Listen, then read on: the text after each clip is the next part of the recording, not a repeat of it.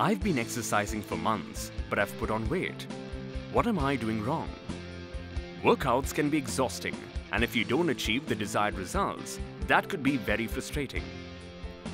There are many out there who work out very often, but when you jump on the weighing scale, you realize that you have either stagnated on a particular weight or in some cases even put on weight.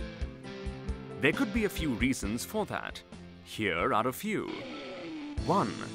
You're not losing weight because you're eating too much.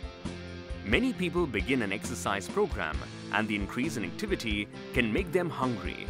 However, eating more will just counterbalance the calories burned, leading to no weight loss at all.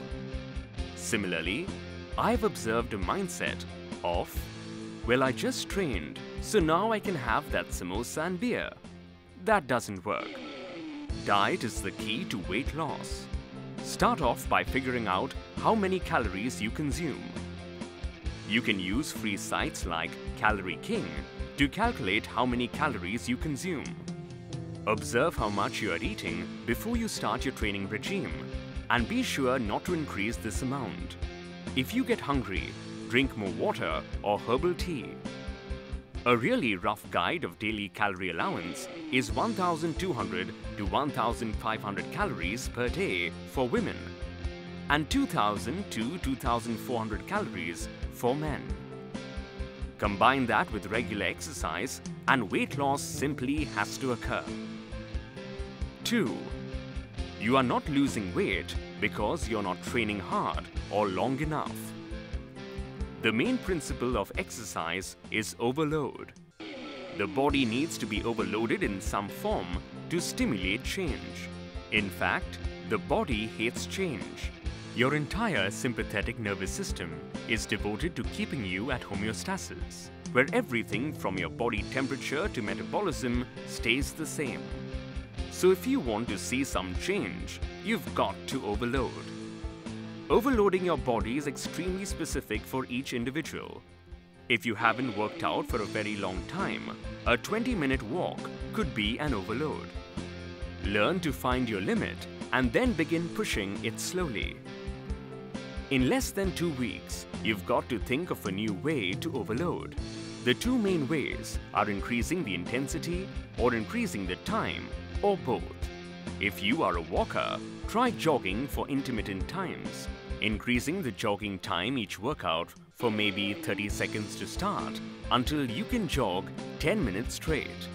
3. You're not losing weight because you haven't been consistent. Weight loss takes time. Often it can take years to really shift lifestyle patterns to make a permanent difference. Getting glued to scales can drive you crazy, especially when the results aren't always motivating. The best way to be consistent is to not stick to one activity. If you are tired of jogging, swim or play a sport for a change. Gyms can get claustrophobic. Try going outdoors and doing an outdoor freehand workout instead. Change can be fun and ensures that you are consistently working towards burning those calories.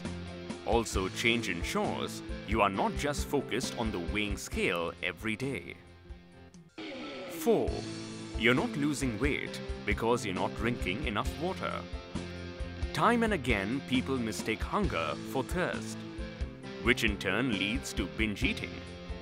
Less water also dehydrates the body and in turn destroys workouts. So how much water do you need? Get out your calculator and punch this in. 30 ml for every kilo you weigh. Add 1 liter for every hour you exercise. This is a not negotiable. And ditch the sugary drinks. Drinking water is a habit that needs to be created. It's one of the easiest, yet most effective ways to lose weight. 5. You're not getting enough sleep. 2 very specific things happen when you sleep less. 1. Sleep deprivation causes the release of cortisol, which encourages the body to store fat.